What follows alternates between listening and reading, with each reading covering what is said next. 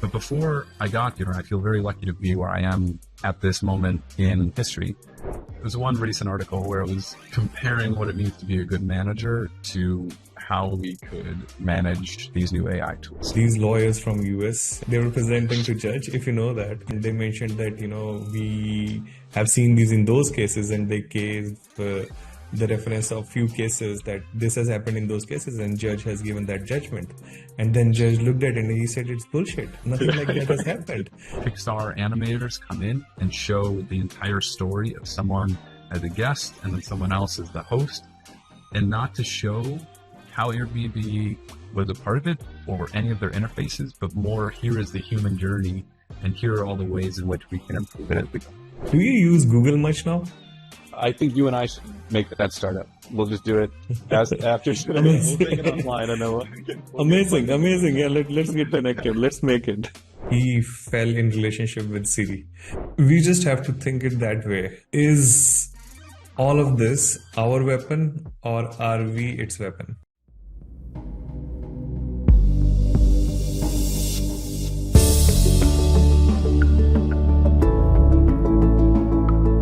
Hi, Casey. Welcome to the Illumines Talks. And, on this podcast, we discuss on lots of varied things. A heartfelt welcome to you. Yeah, it's great to be here. Thanks for having me. Thank you. Can we know about you? Can we know who you are? We want to get into more details to know more about you. Yeah, sure. Yeah, maybe I'll start with where I am and then kind of give the backstory of how I got here. So I'm currently a product design manager at Docusign, a large e-signature company, known for e-signature, but has much more. And I work with and have members of my team that are focused on AI and the ways in which design can help integrate these tools in a smart way into the many products within our ecosystem. But before I got here, I feel very lucky to be where I am at this moment in history. Before I got here, though, it's kind of a circuitous route. I started in my undergrad, I studied psychology. I was really interested in how people thought and why they make decisions. I did some independent studies, and I just really enjoyed that challenge. When I was graduating, though, I got this travel bug, and I knew I'm too young to go to graduate school. I want to travel the world a bit. So I found a lot of different jobs, from leading community service trips abroad to being an IT director aboard a cruise ship to being a communications and marketing director in another company, but kept all these different skills and building all these different skills and different jobs, but always with the eye on how do I get out in the world. Well, I turned 30 and I was like, I got a bunch of skills and jobs, but no real career. So I thought, all right, now is the time to go back to school. So I got a job at a local university, and then if you get a job there, you can go to school for free. So I looked at what would be an interesting role or a future. And through my 20s, I was doing film work and writing and communication, but I was also doing IT work. And then I also had this level of psychology. And there was this program in human-computer interaction that felt like, okay, that kind of is a Venn diagram of all the things I found interesting in the last 10 years. So I got a degree, I got my master's in human-computer interaction, jumped right out and became a user experience designer, and quickly found I was really interested in the futuristic stuff. Where is all this going? How long can boxes and arrows really last in the world that we're in? I remember in particular, it was 2017, I hosted this panel at the agency I was working at. And it was all these different thought leaders from around Chicago. And I'd ask, where do you think our career is going? What's next? What are you excited about? And the answer I heard that was the most interesting was AI is going to transform what we do. Here are the seeds of it, and it's coming. And that was 2017. And I remember thinking, all right, I'm going to take that advice. So I started reading, and I started giving talks on the topic, and I started going to conferences. I started to do my own experiments, and I made a short film, and I was just trying to understand how will design be able to harness it, but also be impacted by this work. So cut to a year ago now, when really the large language models and ChatGPT and all of these really hit the global stage. I was really lucky to be at Docusign at the moment this was happening, because we're just very well positioned to take advantage of these tools, knowing our business and what we do for our clients currently. I'd love to, I kind of mentioned to you, I'd love to talk more about it, but I'm going to keep it about what we're doing at Docusign, but I'll keep it under wraps at the moment. But there's way more to that story, but that's kind of how it started in human computer interaction and then really into emerging tech. What can we do? And then AI, I'm here now. So it's been that's really how following the curiosity, I guess, got me here. Amazing. All of those things connected and compounded into something substantial.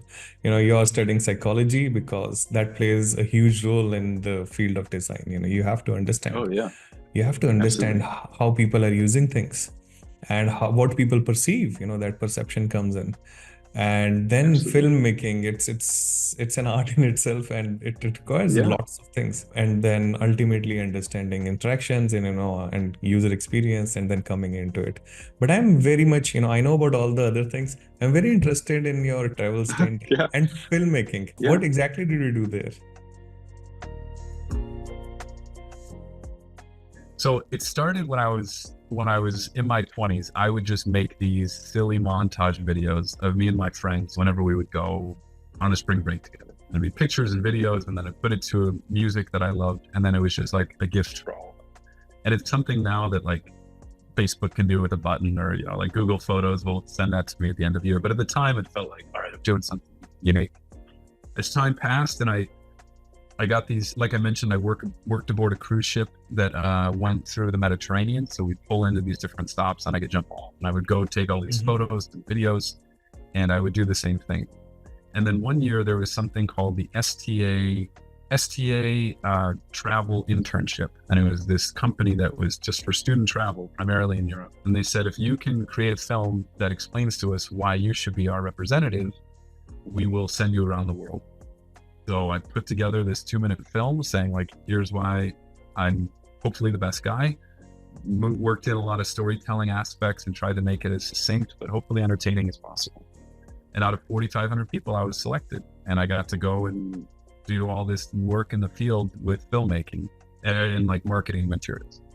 But I'll say with time, I just kept making my own personal films because I really like the challenge of how do you communicate a story? How do you communicate a point? How do you get people to maybe feel something? How can I make myself feel something or laugh when I'm editing?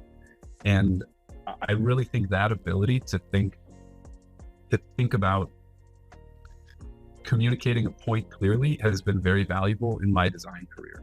Not only when you look at an interface and just ask, what is this telling the user? What is this asking of the user? Which I think I'm constantly asking when I'm editing. But also a lot of successful designers that I've seen are the ones that can communicate a point clearly and can say, here's the research we did, right, and here's what it means. Early in my career, I'm guilty of this. When I would have to do research projects, I'd do a readout that was super ineffective, and therefore no one would adopt any of the insights I found. And it's really, I think, disconcerting. But by leaning into the skills that I gained through teaching for years, or through filmmaking, or now through public speaking, I've seen a lot of my ability to move ahead has really been, I think, fueled by that. And filmmaking during those travel years was a really big, a big teacher for it. Yeah, universe has its plans. So I guess so. I don't know what in 5 years, if we talk again, if I'm in your where you are, I don't know what my life will be. But right now, I feel like those things have served me well to get to this moment. Amazing. You have a varied interest in it. Was traveling a passion already, since your childhood? Actually, I really disliked traveling as a kid. I thought as a family, I always felt it was stressful. I didn't really like it. But when I was in my 20s and I found these service trips you could go on, and there was more meaning to them and they were more structured, but there was also like adventure built into it. I don't know. I just couldn't get enough of it. And I just kept finding opportunities. And I think the thing about, I'm sorry, can I go on a tangent? Clearly, I'm excited about it. Yeah, please. I think the thing about travel, and it's also back to the psychology of it, is when you're in a new place that you are not, your brain doesn't have the shortcuts to look at a space and just time passes. So for example, I walked my son to daycare this morning. I've seen it a million times. I know what to see, and I can just think and not even look at my surroundings because I know how to get there. When you travel, everything is new. So your need to focus, for me, it makes time slow down a little bit, where it's like you have to be present because it's all so new. And I think that feeling of being out of place or being just the newness and novelty was just like the way it sounds easy, but like the way it touched my soul in a way, I like had to keep doing it. And you're based in India, right? Is that right? Yeah. North of Yeah, India. I was there. Just on the foothills of Himalayas. Yeah, I was in the south of India. We pulled into Cochin, and then I went to Munnar. It was like Amazing a place. tea region. Yeah, it was incredible. And that I had never been in a place like that. It was very different to me, but like I remember those viscerally having done it. And like I still have that now, but my life is very different. And I try to travel here and there, but yeah, I'm so glad I did that in my 20s. I don't regret not jumping into an internship and jumping into work because I got those times. Let's dive deeper. The topic that we're going to discuss today is, and you have varied topics, varied tangents to discuss, but today we can discuss about AI in your work. How do you conduct AI in your designs and how do you use it? You mentioned that you got started in 2017. What did you do? Because there was no LLM model at that time. There was no ChatGPT. What were the tools that you started using then? Or how did you get into it? So that was actually a big struggle in 2017 because it was, AI is the future, but as a designer, what can you actually do? At least where I was in the agency world, you could be aware of recommendation engines and say, okay, well, if we know this much about our customer, this site I'm designing, we can say optimize for X. But that's not very interesting. That's kind of just table stakes. You could think, with this new computer vision model, perhaps we could have an interesting campaign of people take a picture of X and then we can do X with it. Okay. But it was a lot of for me at the time, it was a lot of reading. I read this book called AI and UX or UX of AI. I always forget. But it was more just like the principles of design and how they apply to developing trust when you have your users interact with your tool, whatever it may be. Where I really got my first taste of it truly was when I was developing I'm going to say it out loud and then it's going to go off, an Alexa tool. Oh, it didn't. Or it was a skill for one of our clients, a banking client, and it was a way to help people through the smart speaker find their podcasts that they've got. So that was my first introduction because I had to understand natural language understanding, natural language processing, how is a wake word used, what are all the different best practices for writing for it. But at the time, I was still writing scripts. If then this, and if they say this, and it felt almost like a phone tree if you call in, because you were trapped in, there wasn't the intelligence we have now. The intelligence there was the ability to turn our voices into some sort of request.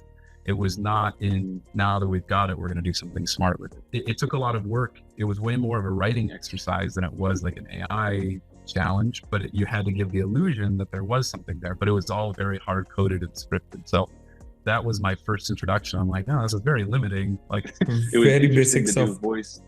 Very basics of prompt engineering. Yeah, but it was a lot of, it was interesting to explore voice user interface design, but it was before we had the capability with large. So to answer your question, prior to this last year, I just had theories, ideas, predictions, but there weren't the tools that I knew would be possible until the first time I sat down with ChatGPT and it was like, oh man, you could do so much with this. And that's where those 4 years of study or 5 years of study, like I felt like we're hitting right as this new tool was on the market, where I'm like, okay, I've got some backstory to be able to help. We were aware of what OpenAI was doing, but not with ChatGPT, with Dolly and other models. And also at the same time, there is a company called DeepMind. They got substantial funding as well. They are maybe working on some other things. I was aware of everything, but when ChatGPT came, do you realize how many AI tools came in after that? I know. It was a gold mine or a gold rush, I guess. Start from 2023, as soon as ChatGPT came in, first of all, it gave jitters to content writers and graphic designers. All of the people I knew started discussing with me, is my job gone? So I told them that it's not gone. Maybe you're going to elevate your work in some way, and only maybe the best of the best may survive. But that was the first talks, and many people are still working around all these things, and they are able to do more by using these products. So that's what we're going to discuss with you, what more we can do and how can we put it in design. I personally use ChatGPT every day. I use it for image generation, mainly to make my friends laugh. I use it for writing help. I use it for answering questions. What is this vitamin about? I know that there's risks approaching it that way, of like, well, it might be telling you the wrong thing and you don't want to do it. But I find it more as like a creative collaborator most of the time, of here's what I'm thinking, help me evolve it. Here's what I've written, help me make it more succinct. Here's this spreadsheet, what is it telling me? And I use ChatGPT for most of my work. I'm aware of the others, but I found that just using the most powerful and the most up to date is the best way for me to just experiment and see what's possible. And maybe the easiest, just with the time I have. So it's an assistant, definitely. Yeah. And we could talk more about it, but I would say an assistant, a collaborator. As I wrote in a recent article, I think that we're all moving into this space of becoming AI managers, that if you say it as if you've got like these very eager interns on your team that know a lot, but they still need direction. Like I've managed interns before, and I'll be like, hey, can you go do this thing? And they bring you like their best guess. And with someone with experience, you can say, here are the really good parts, and here let's tweak that a little bit to bring it to the next level. And for me, that's the way I think of it, where I need ideas about this, and the AI as my intern, if you want to use that metaphor, will bring me 10 ideas. And then for me, with my experience, I could say, oh, all right, I like this one.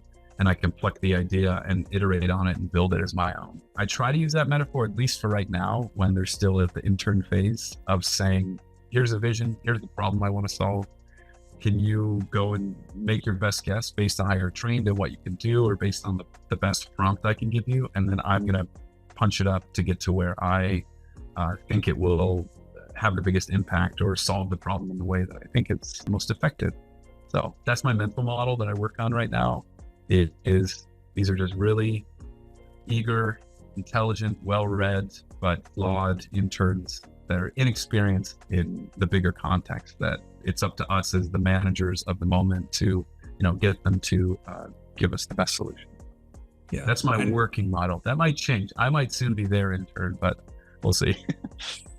And they might lie sometimes, as we have seen. So here, I'll give you an example of that. When I was writing the article, it was one recent article where it was comparing what it means to be a good manager to how we could manage these new AI tools. So like, you pick the right team and you give them you set the direction, and then you help them reach their potential. Like ideally, a manager will do these at a high level. And as I'm writing it, I'm thinking, it'd be nice to have some quotes from writers that I admire, that I know have written on this topic. So I would say, ChatGPT, I really find 10 quotes from Dan Pink, who I like as a writer, and about management. And they gave this one that was just perfect. And I used it, and I put it in, and then I'm like, all right, I have to give credit to it. And I Googled that, and it was just made up. And I was like, oh man, I really thought that was really helping my point, but it was total BS that was in his voice, and it sounded like something he was saying, but I'm like, so it was a good lesson in me even being tricked by it when it's trying to help write this article. As much as I know, I still need to double check the work when using it in certain ways. So you counter checked it on Google. Yeah, I know. Yeah, but it was a good reminder of like, I shouldn't be using it as a source of truth. I should be using it as a creative collaborator to help punch up my ideas, or think through an idea, or refine my writing, or what have you. So that was it was a funny reminder in the moment of, oh right. Yeah, there was this interesting story where these lawyers from US, they were presenting to judge, if you know that. They mentioned that, we have seen these in those cases, and they gave the reference of few cases that this has happened in those cases, and judge has given that judgment. And then judge looked at it and he said, it's bullshit. Nothing like that has happened. He said, where did you find those? And they said, ChatGPT. And he disbarred them. He suspended them for a few days. And my favorite part of that story was, well, how did you know? Why did you think they were real? And they said, well, we just asked ChatGPT, is this real? And it said, yeah. Like, oh no. That's not great. Yeah, but it's so confident in the solution, it's hard not to take it as truth. I appreciate with Bard and more with ChatGPT that it's starting to cite its sources, where it'll say, yeah, I got it from this website, and you can go and look at the link. But sometimes those links are either broken, so it even takes like another level of due diligence. So it's in the world of fake news, we have to check everything. I mean, that's a whole other discussion of how I see this in supercharging fake news. But yeah, that is absolutely true. Do you use Google much now? You know, earlier this year when there was that internal code red at Google because of ChatGPT of like, what it'll become. I absolutely use Google less. I use it for specific use cases, but if it's how to get out a stain, how to the kinds of things that Google has, and you can dig through 15 links and all the ads to find the answer, to go to ChatGPT, I can find it much better. I'm going to Ann Arbor this weekend. What are 10 things that I should do with a friend? And it'll give you 10 recommendations. That is way easier than going to TripAdvisor and scaling through and trying to see. And I think if I were to look at my Google usage this year compared to last year, it's way down. Yeah. I'm still using it. I'm using it a lot. Because I need to reference from few different posts, different pages. So maybe I use it a bit differently, but I have seen many people who have the same story as you. They're using Google a lot less than they were before. I still to check news stories, to read to find the actual quotes, like I was saying, or I'll read Wikipedia, which is flawed in its own way. But if it's basic questions I have that I know are not mission critical, or they're not, if I get it wrong, it'll cause some sort of problem. I find that the large language models are very helpful there. Yeah. So can you share an experience where you have the right AI tool and it helped you get something significant in your project, and what tool it was? If I could use ChatGPT or Bard or what have you to write the solid first draft, and then I tweak it knowing exactly what I'm going for, I just saved quite a bit of time. From there, let's say I need to generate questions to put into a survey.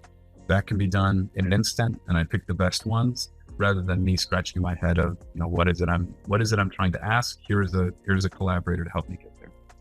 Let's say I run the research in person and I have these transcripts and I have all the survey results. Suddenly you've got these tools that can summarize, can extract important information, that can help you make sense of it, that can find themes, that can turn them into sticky notes that you can then review and start to sort yourself. It can now, I'm not a quantitative genius, I know my way around Excel and just general numbers, but now you can ask in natural language, what do these numbers tell us? Based on this desirability study, what can I do? Generate a graph to help me understand XYZ, and it can do it, and it can cite its sources, and suddenly I have answers and insights that need to be validated and spot checked and make sure that it's actually pulling the right aspect. But if I could do that just in the research process of generating ideas, then getting some insights, and then afterwards writing some sort of report in an effective way, I can focus more on the human side of it, of the actual interviews, the reflections of what problem are they actually addressing, to then provide to the team for the next stage of defining the problem and then start exploring solutions. So that's one aspect. In your world, I'm curious from your point of view, because I know you are, as you just mentioned, building empathy, understanding even just the different cultures and dialects and points of view within India. Have you explored usages of it for your team as it relates to discovery and research and just user understanding? We build lots of products for United States and Europe. So India is like 10% of our market, and the market is higher upper middle class, and they have higher Western thinking, just like all of us. So we know our market when we are making those products. Before ChatGPT, we made a kind of a platform for truckers. There are these truck unions in India, and how they go on, and how trucks are numbered to go from one place and carry products from one place to another, how their numbering comes in. So earlier, and that left a huge impact on these truckers' life, because they used to come in the morning, get a receipt, manual receipt, and then they used to wait for a long time, like maybe 2 hours or 3 hours, to get in line. And to get their number, they had to know where they have to pick the product from and where they had to ship it to, and they had to wait for a very long time, and they used to bring their truck to that area where this union was. So we changed it. We looked at we empathized with them, we looked at all their problems, and we made a platform for the truck union, how the numberings come in, and how, just for example, there are 100 trucks, how they'll get the jobs, how each and every truck would get a job, how each and every driver would come in and get their jobs. So we made a mobile app, we empathized with them, and these truckers do not have to go to the union anymore.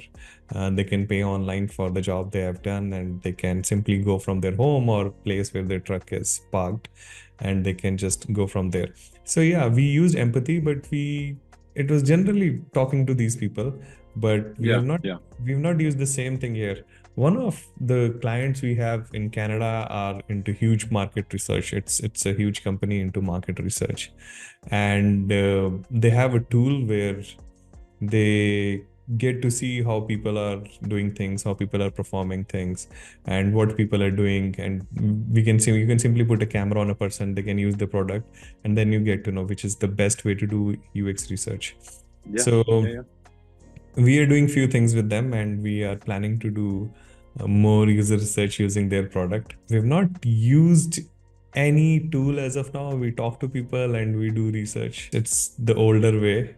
But as you mentioned, how you use it is quite effective. You create lots of research and presentations and all those things on it, and you build small models for it. And that's what we intend to use.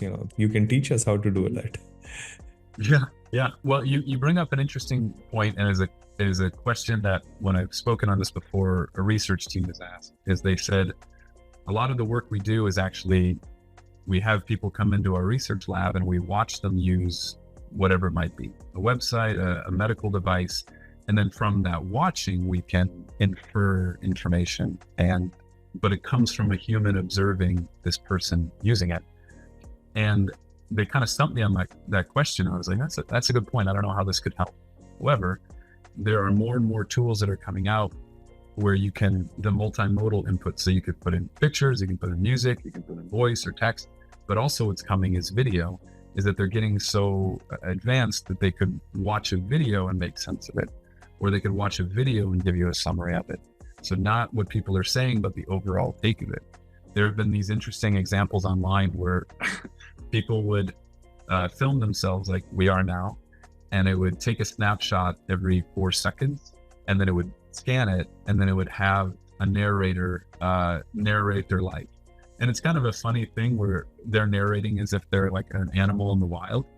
But that small example, I think, is an example of the future of being able to watch behavior scarily, like on CCTV or like security cameras, and make sense of it. But in terms of research, could be really fascinating of, Sarah or whoever was using this device and she was getting stuck on XYZ. And suddenly that research report can be improved with the use of computer vision tied to these large language models, which I think is very much on the horizon. So I recently did a podcast on quantum computing. So with Ian, we were discussing about something, and he showed his tool. And that tool was, he went with AR glasses and he recorded people moving, and these people were giving reactions. And this tool says that, okay, angry or sad or happy, or even common cold, or even if the person has cold right now or feels feverish. So they have made all these models, and they can identify what person is going through at that time. So he showcased that thing. So I thought of it using in UX research at that time, so that the person can come and keep on using the product, and we can catch their emotions. If they were doing this, if they were clicking on a button, what happened. Were they Yeah. anxious? Were they happy? Were they glad? If an Yeah. interaction comes up, are they glad or are they overwhelmed by it? Yeah. So that would come in handy. That AI would come in really, really handy. I think what you just described is what I feel really excited about is there's the customer facing work that can be improved with AI, but I think it's our internal processes that can help us come to better insights to develop better products.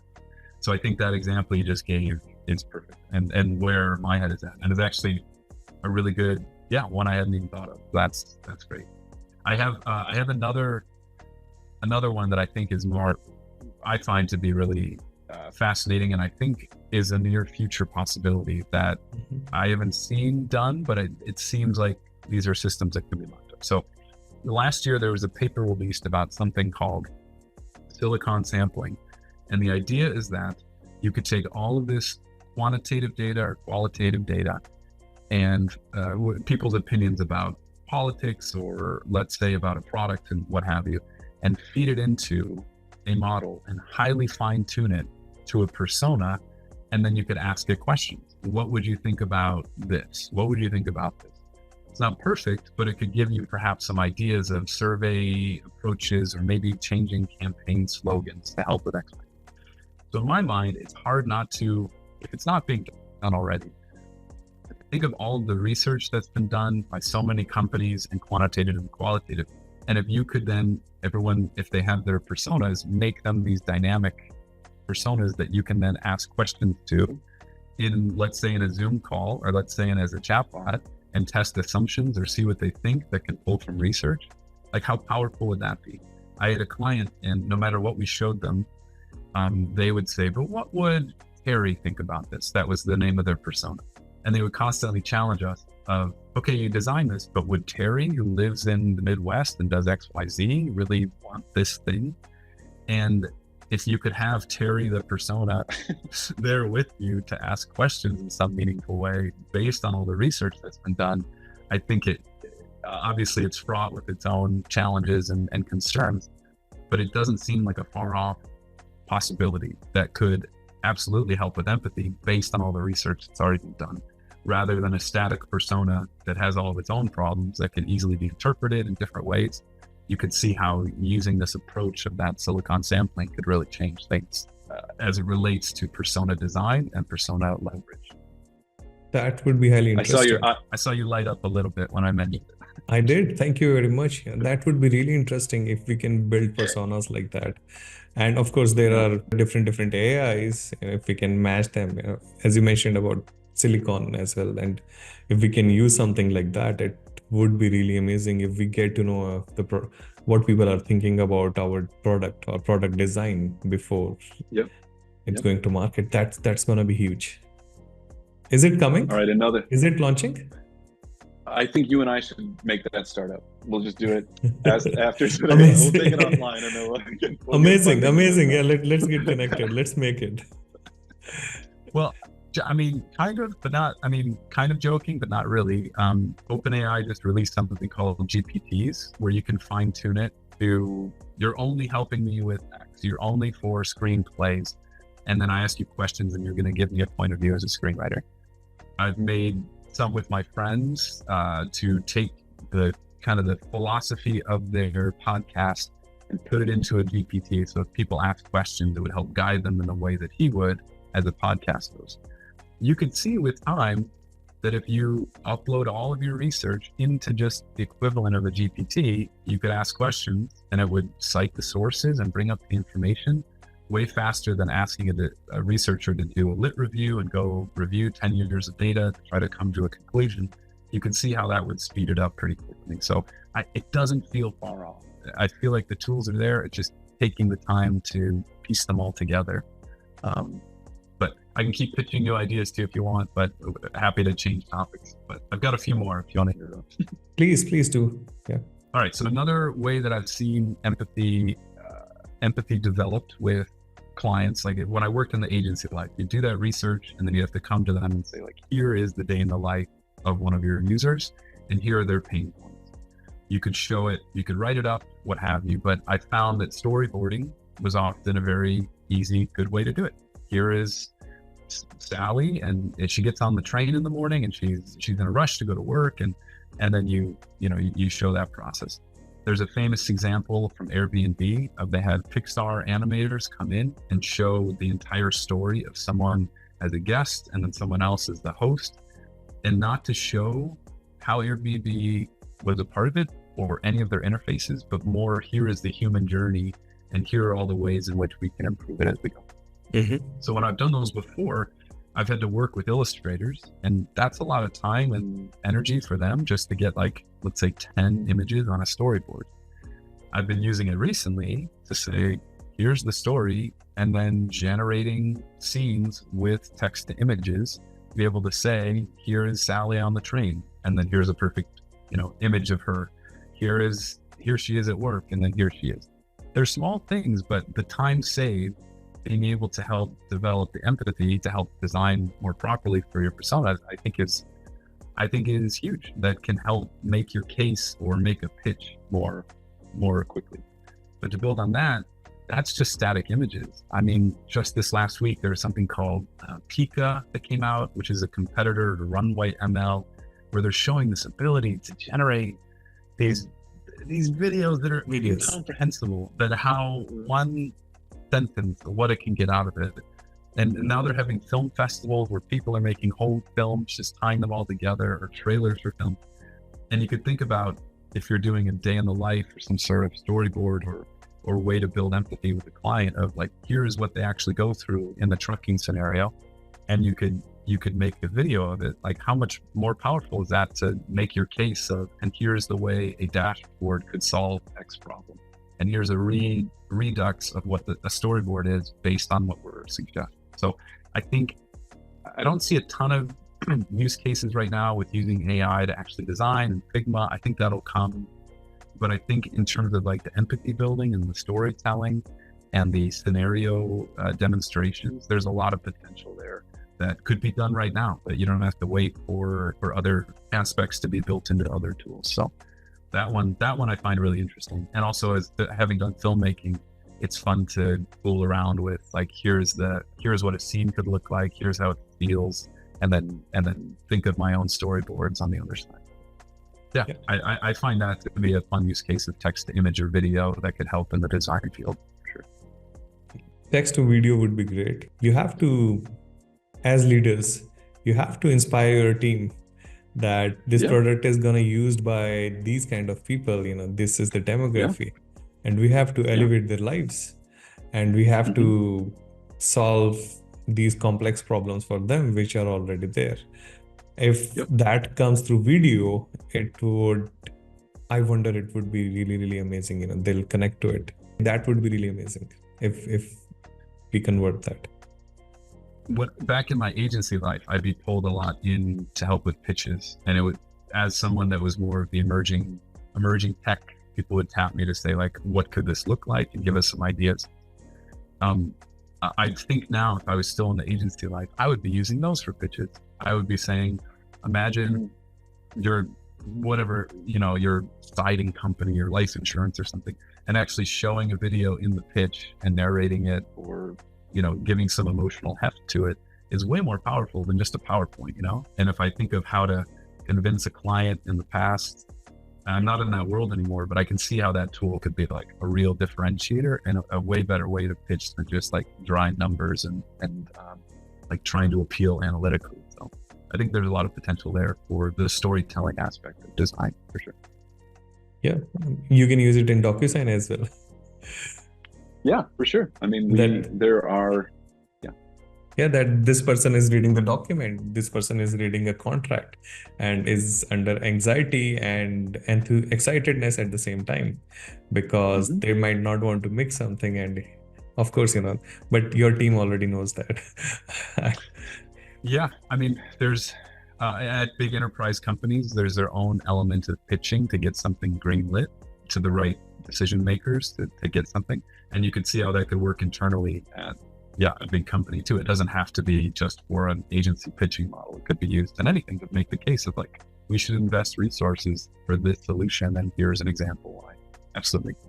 do you generally fear something with AI? Just for example, I am a bit hesitant about note takers, AI note takers like Fireflies, and there are other. So Otter and all those names are coming up. And just for example, this meeting that we are having, if we'll be running an AI assistant, it would be taking the meeting notes and telling us what all we did, what all we talked about, what was the subject, and it can narrate to us as well. And it would give us substantial points. But for me, it's like, do I trust these AI companies, how they are using the data? Do you go to that granular level? Do you think like that? I definitely think about privacy, and I think about the ways that, all right, so specifically from a business point of view, I think a big hurdle for all these ideas that I'm pitching to you for any company to use it is legal compliance. Like, you could do a ton, you could unlock a ton with research, but you're not going to do it with public tools, because if it's then training Bard or if it's giving information to OpenAI, then there are examples this year of Motorola, I think, developers putting in all of their code and then it's showing up in other places. Samsung, yeah. And then it's showing up in other places. So I think a big challenge that will be solved in the coming year or years is making sure that it's a single tenant, closed garden usage of this, for specifically for design, because I think there's a lot of insights we could glean, but us and any designer, but if you're not being careful about what you're putting into what model and what's being done with it, then you're putting your clients at risk, you're putting your business at risk. Like, there's no need for it. So I think what's holding up, honestly, like a big explosion of changing the design field, as well as changing the internal operations and processes of companies, is figuring that part out that will satisfy legal, satisfy compliance, satisfy customer expectations, to then be able to really do things inside the company. So I am concerned about that from a business point of view. And I think once that's solved, which I really think it will be, I think a lot of things will be unleashed. Honestly though, a big concern I have, and I've noticed in myself over the last year, is something similar to the Google effect. That I remember when Google came out, I suddenly felt myself remembering less, or not making the effort to remember things. I don't wear a lot of ties, it's not part of my work. So I have to Google how to tie a tie every single time I have to go to a wedding. I have to look up how to do it, because I've not committed it to memory, because I know it's there on Google. I don't remember phone numbers because my phone does it. I don't remember directions because Google Maps will do it. And I sense it a little bit in myself, almost like the GPT effect of like, this doesn't have to be a perfect paragraph because it could be edited and improved by this. Or I don't need to have all the perfect ideas because this could punch it up. And I'm really curious and how to fight against that and still maintain your own creativity, or maintain your own touch, or find the value that you can provide as a designer, or as a thinker or creative, because I can quickly feel myself offloading those creative tasks in a way that I don't like. It's one thing, like how to tie a tie, fine, that can exist in the cloud. But if it's how to like deeply think about a problem, I don't think I should so easily hand that over. But when first encountering these tools, I found those creative processes or cognitive tasks moving to a space that I'm very consciously like, oh, I still need to own that. I can't fully hand that off. Does that relate? Do you relate to that at all? Or I do, especially with maps and remembering the phone numbers.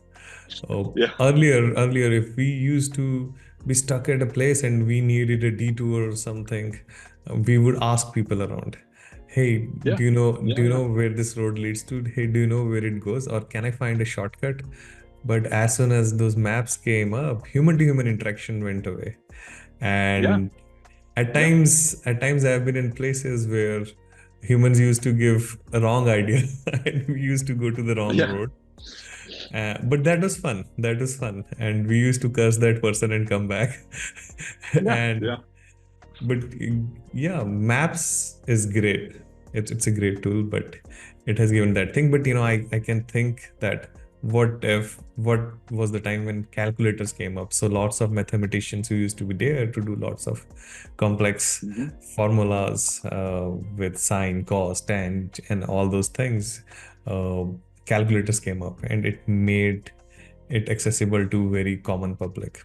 But that Google effect is there. I can tell you a personal story. So one of my cousin believes in Google so much that at times he doesn't believe in anyone else and in personal experience of someone. So there is this place. I told him in Himalayas. I told him that if he goes there, he'll see a lake, and he has to take a detour from that lake to reach the trekking peak that he's going to. But he didn't believe in me because he searched on Google Maps. He looked at Google Earth, and he looked at the itinerary from TripAdvisor and other things, and he said that there is no such place, and there is no such lake which you're telling about.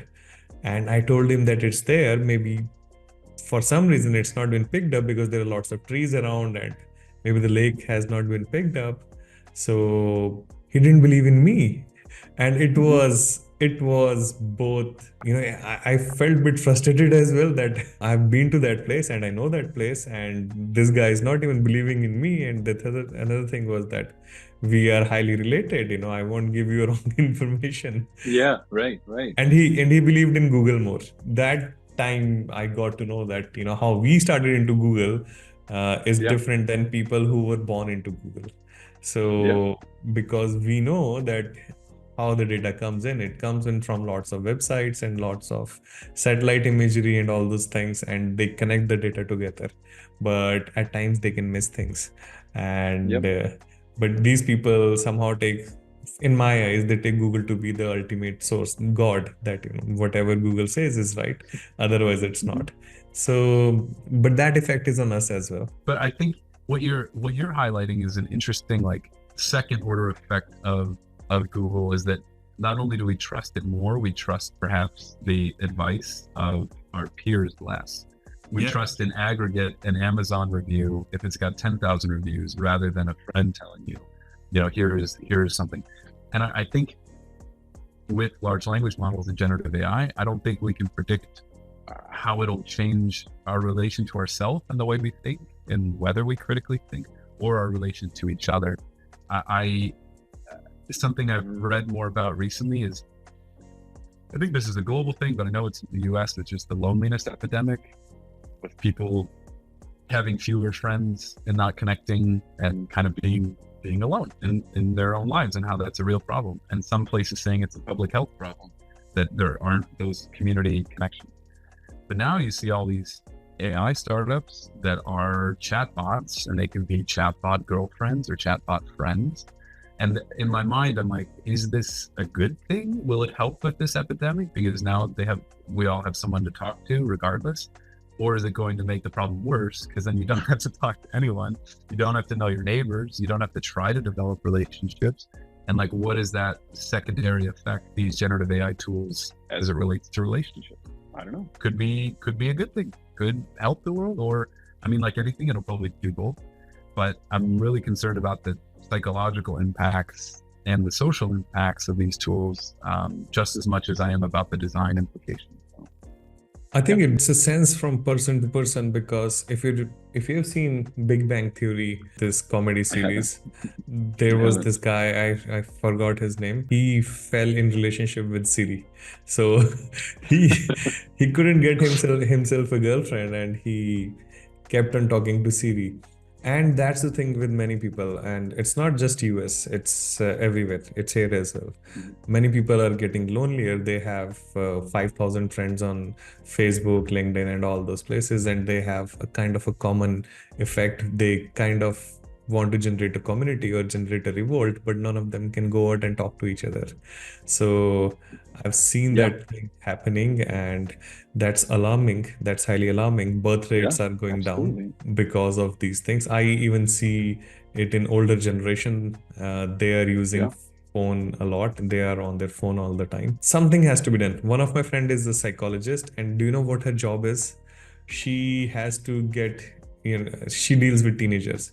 So 95% of her cases are that these kids are addicted to their phones that they cannot get separated from. And their parents come to psychologists and tell them that, can you get my child, because my child is on phone for 8 hours to 10 hours. They are making something, doing something, but it's not leading to anything, and we feel that they don't talk to us anymore. And she said that the kind of signals they see in these people is like cocaine addicts. So Yeah. that's alarming. And I think to build on that, I think when it's supercharged by generative AI, that can be even more personalized and could be even more of what feels like a human connection. I could see that addiction getting way worse. It is. And I have a human grown-up brain, and I have a trouble not looking at my phone because it's just designed to do that. And I have young kids, and it terrifies me. We don't let them anywhere near it because of that. It's like you gotta grow cognitively before this stuff can get in there. But it's scary. And I really think for all the benefits that these tools will bring in scientific discovery, day-to-day working operations, it's really exciting. It's gonna have its own negative impact. I mean, it's undeniable. If you invent the ship, you invent the shipwreck. And I think that's what where we're at right now. And we just don't know how to handle it.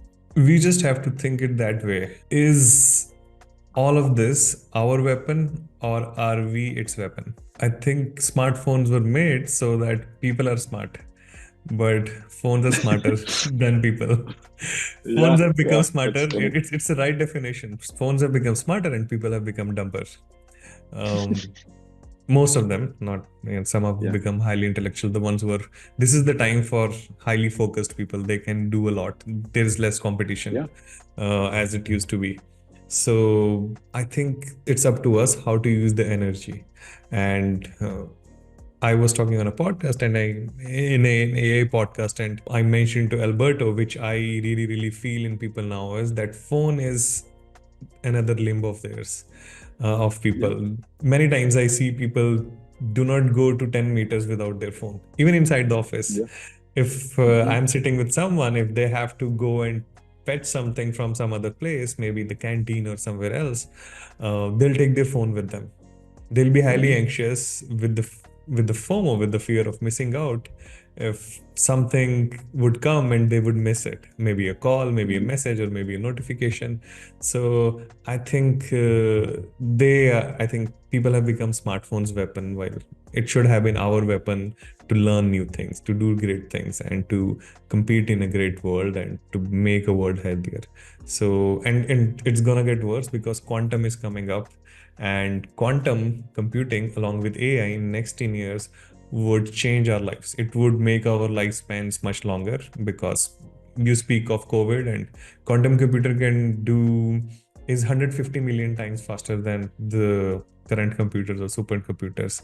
And it would give us so much knowledge, so much research. We can create these AI models, and they look for all these salts and molecules to come up, and they'll go and research on a microscopic level how cancer cell works, or maybe other things work, and they can eliminate lots of diseases. Or if new diseases come up like COVID-19, they'll find the solution ASAP.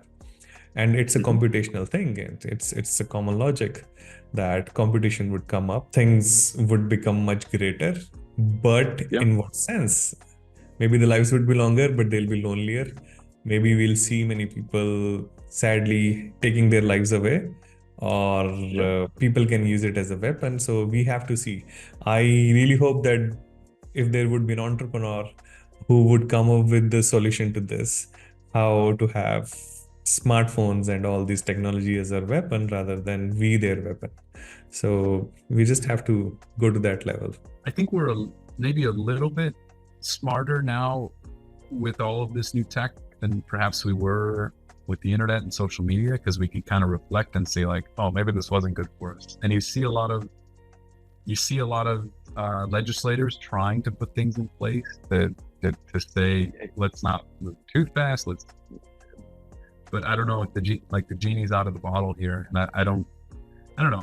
I try to really only focus on the things that I can control as it relates to AI, which in this is like the design process. because I think if I really reflect on the bigger implications and all the challenges that'll come, I'm just like, I can't do anything about that.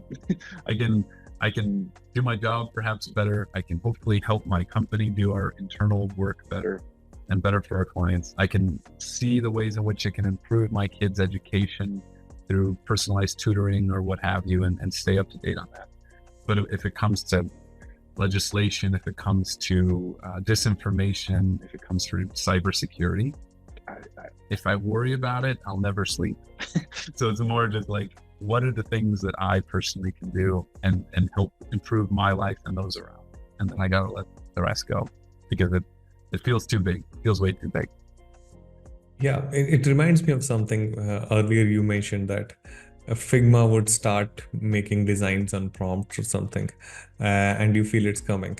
With the advent of quantum in next 5 years, I think most of the UI would change as well, because it makes sense that if your systems are so fast, maybe these are not the devices that we'll use. Because quantum computer can be made in any shape and size, so our computers may be much different, or our computing devices may be much different. Maybe we'll hold a strap here and we can change it to a phone or something. That would happen with the speed. So I don't think UI designers are going away. Their tool of working may be very different, because there would be lots of products. The companies cannot go away. So all the Samsung and Apple and all, they have to keep their business running, and they'll come with very different kinds of products and very different varied user interfaces we have to develop.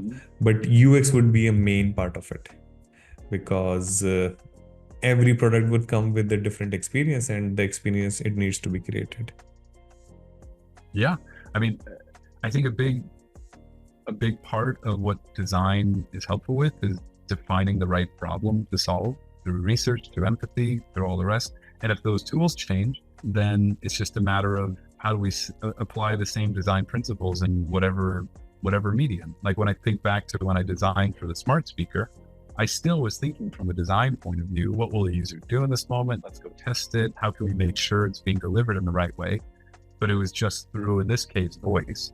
When we get to a point where there are agents that I can say, organize this trip for me to India in a month, and it can just go do it all. Like, what are the travel sites for then? I mean, they'll still want to be involved, but like they'll have to evolve in order to make sense of that disruption.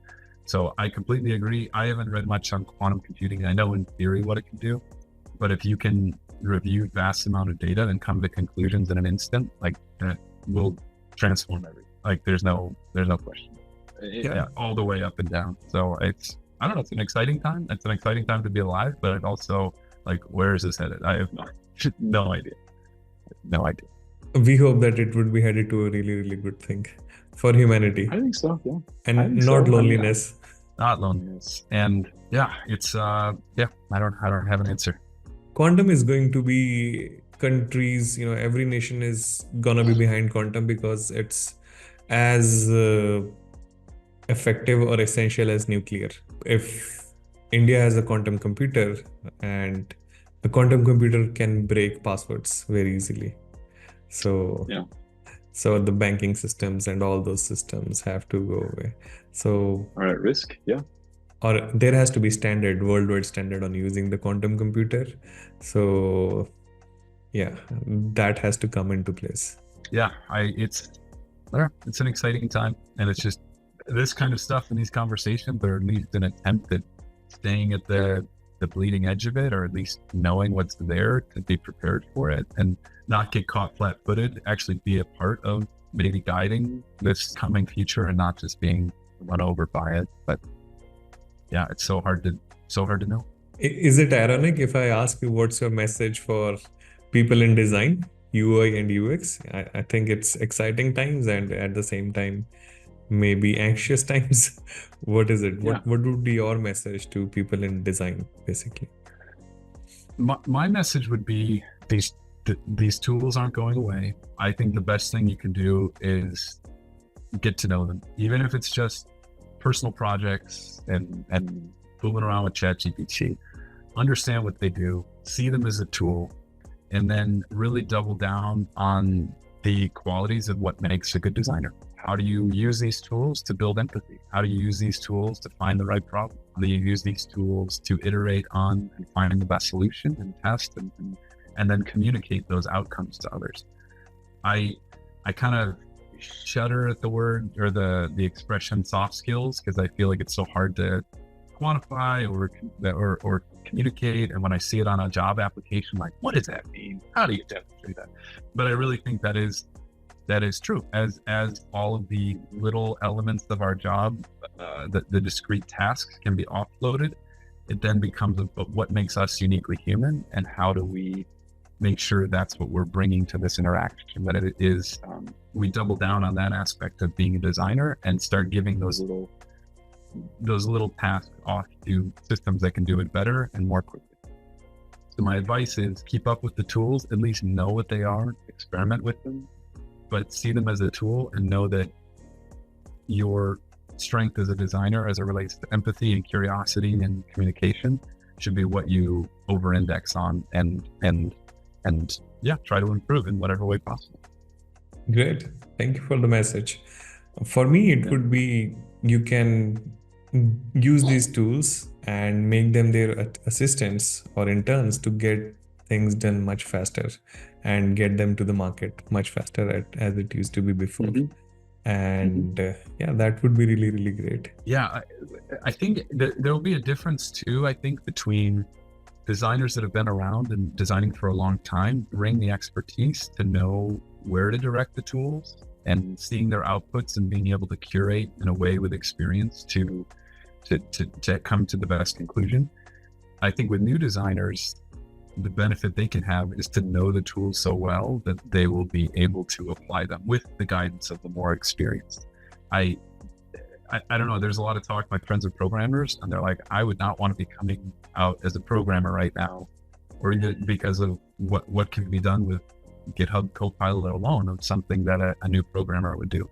So I often think, like, what would a new designer be able to provide? And I think it's just a matter of knowing the tools and getting to demonstrate those soft skills in whatever way possible. Amazing. Casey, it has been a great talk. We talked unexpected. We have talked about lots of tangents, what we thought we'll talk about originally, to all the things that we have talked about. And thank you very much for doing this. And I hope we get to do a podcast down the line in a few months where we can use AI tools together and see what we can achieve. We can maybe do something like that, and it would be great. I'll shape up my AI sense and knowledge, and you already have that, and we can decide to build something, and we'll use AI tools, and we'll do a kind of a case study for people where they'll get to know a lot. I like hearing ideas. Like, you were even sharing things today about facial recognition as it relates to, like, that I hadn't even considered, of how that could then help build a better product with the user in mind. So this is great, and not at all what I expected. I've done a few podcasts, and this is like starting off talking about travel, man after my own heart, and then go into where we went. Thank you. This was really fun. Yeah.